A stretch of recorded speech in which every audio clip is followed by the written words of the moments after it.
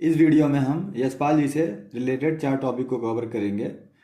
Number 1, उनसे related प्रमुख बातें। नंबर 2, उनका जीवन परिचय तथा उनकी रचनाएं। और सबसे आखिरी में भाषा शैली को कवर करते हैं। तो आइए वीडियो को स्टार्ट करते हैं। बात करें अगर यशपाल की, तो उनका जन्म 1903 में हुआ था और 1976 तक वे जीवित थे। प्रमुख बातों में बात करें तो समाजवादी विचारधारा से वे प्रेरित हैं। और वहीं दूसरी बात करें तो स्वतंत्रता संग्राम में भागीदारी उनकी थी, जो कि भगत सिंह के बहुत करीबी थे। और HSRA मतलब हिंदुस्तान सोशलिस्ट रिपब्लिकन आर्मी के सक्रिय सदस्य भी थे। और लेखन कार्य उनका जब शुरू हुआ था तो मतलब जेल से रिहा हुए थे, जब मतलब जेल से छूटे थे वे, तभी उनका लेखन कार्य शुरू हुआ था। और अब उनके सम्मान की बात करें तो उनको पद्म भूषण तथा साहित्य अकादमी पुरस्कार, इनको 2 पुरस्कार भी मिला है। मुख्य रूप से बात करते हैं आइए उनके जीवन परिचय के बारे में। तो लिखेंगे इसको हम, हिंदी साहित्य के प्रसिद्ध उपन्यासकार, कहानीकार श्री यशपाल जी का जन्म 3 दिसंबर सन 1903 ईस्वी को फिरोजपुर छावनी पंजाब में हुआ था। इनके माता का नाम श्रीमती जीवन देवी तथा पिता का नाम श्री रघुनाथ था। इनकी आरंभिक शिक्षा इनके स्थानीय स्कूल तथा उच्च शिक्षा लाहौर में हुई थी। लाहौर जो कि आप लोग जानते ही होंगे, इस समय पाकिस्तान में है।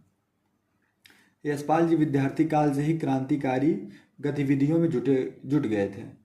यशपाल जी विद्यार्थी काल से ही क्रांतिकारी गतिविधियों में जुट गए थे। अमर शहीद भगत सिंह और चंद्रशेखर आज़ाद के साथ मिलकर इन्होंने भारतीय स्वतंत्रता आंदोलन में भी भाग लिया था। ये HSRA के सक्रिय सदस्य थे।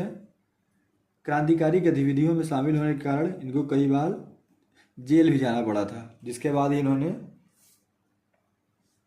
लेखन कार्य को स्टार्ट किया था।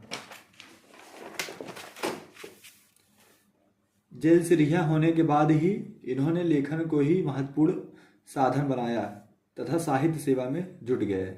इन्होंने 1970 में पद्म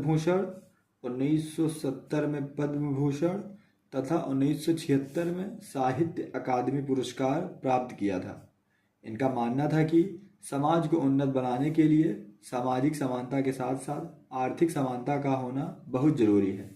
मातृभूमि का यह समाज सेवक 26 दिसंबर सन 1976 ईस्वी को इस दुनिया से विदा हो चला। आइए बात करते हैं इनकी रचनाओं के बारे में। तो उन्होंने बहुत सी रचनाएं की हैं, लेकिन यहाँ पे हम मुख्य रूप से उपन्यास, कहानी संग्रह और आत्मकथा के बारे में जानेंगे।